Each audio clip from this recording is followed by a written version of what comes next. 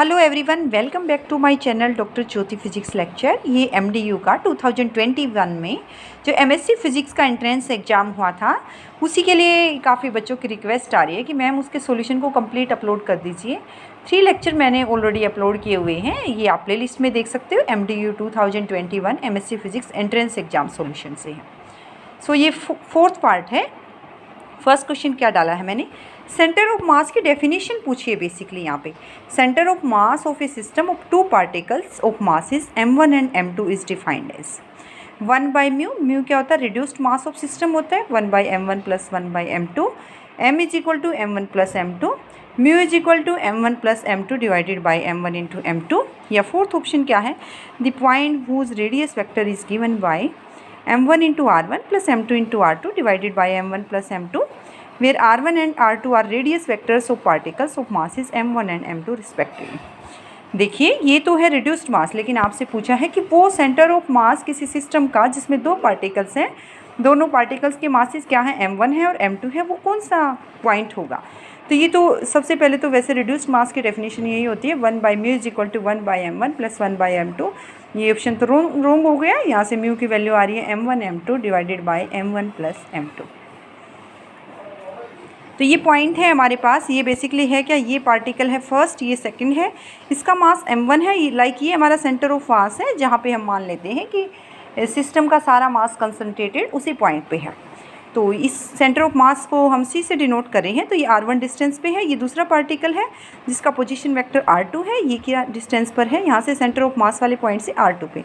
तो इसका हम इस पॉइंट के अराउंड पोजीशन वेक्टर कैसे डिफाइन करेंगे, रेडियस वेक्टर से डिनोट करें कैपिटल R से m1 into r1 plus m2 into r2 divided by m1 plus m2।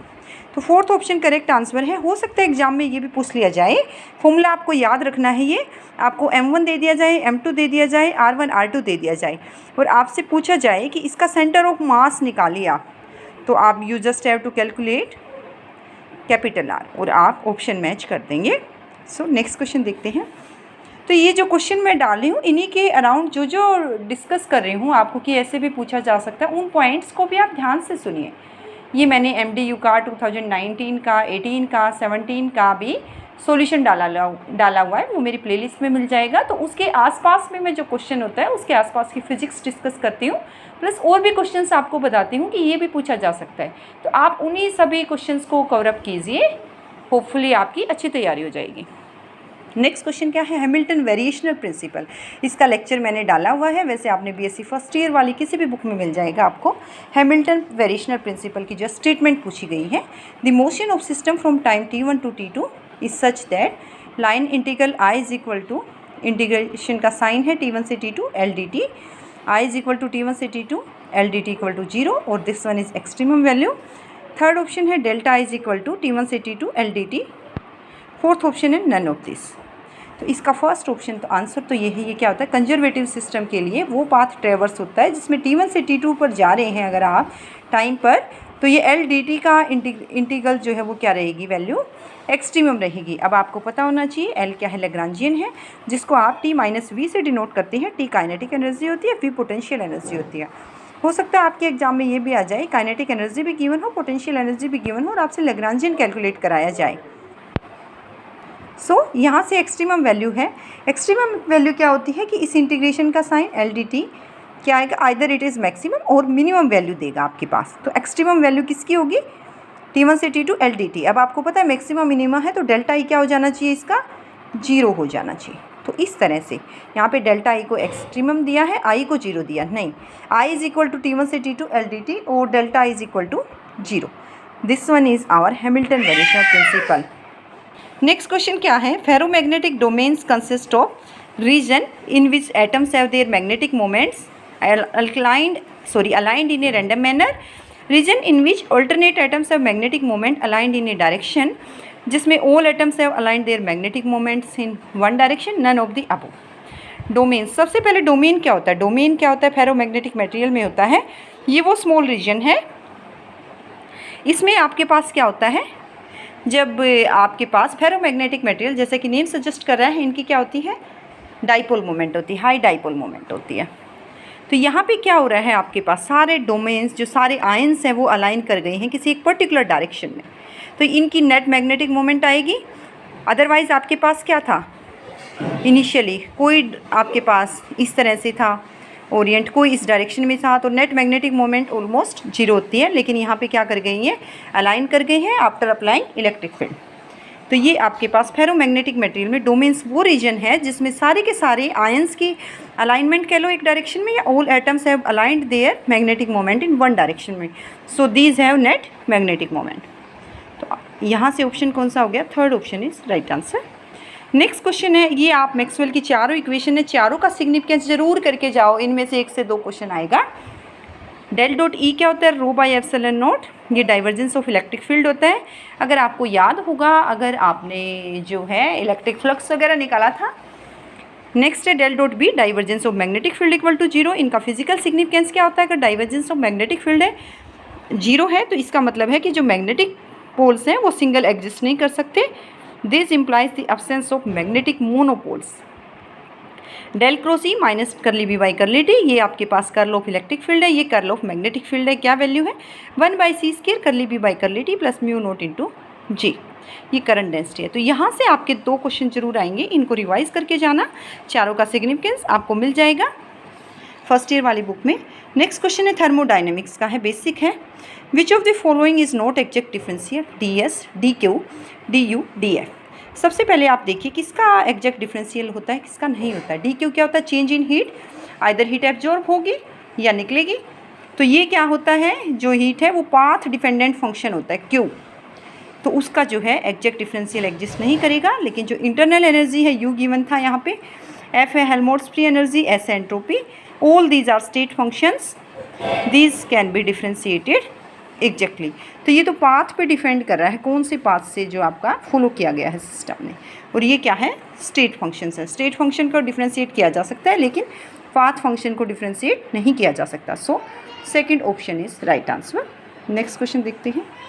Next question है which of the following is not Maxwell thermodynamic relation. ये आपके पास 4 relation है, आपको एकदम से बिल्कुल भी याद नहीं रहेगा, मैंने चारों इक्वेशन का थोड़ा सा बताने की कोशिश की है, वहाँ से आप मैच कर सकते हैं। DQ सबसे पहले मैं अपने U इंटरनल एनर्जी के लिए देखती हूँ। फर्स्ट लॉ ऑफ थर्मोडाइनमिक्स क्या कहता है, जो भी आप अपनी हीट सप्लाई कर रहे हो सिस्टम को, कुछ तो सिस्टम की इंटरनल एनर्जी इंक्रीज होगी, कुछ वर्क डन होगा PdV।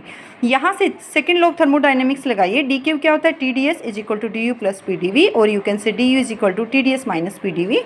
यहाँ से टेम्परेचर की अगर वैल्यू निकालोगे आप तो क्या होगा, इसको डिफ्रेंशिएट कीजिए with respect to S at constant volume. Pressure की वैल्यू क्या आएगी, curly U by curly V at constant temperature. ये इवन ऐसे क्वेश्चंस आपके इन्हीं रिलेशंस पे बेस्ड बात तक के एग्जाम में आते जो आप MSc के बाद देने वाले हो अपना। अब लेकिन आपको रिलेशन निकालनी है, जो थर्मोडाइनमिक्स मैक्सवेल रिलेशन है, इसको दोबारा डिफ्रेंशिएट कर दो। एक बार आपने एंट्रोपी के रिस्पेक्ट में किया था कॉन्स्टेंट वॉल्यूम, यहाँ आपने जो है क्या किया था, वॉल्यूम के रिस्पेक्ट में किया था और आपने कांस्टेंट एंट्रोपी लिखी थी।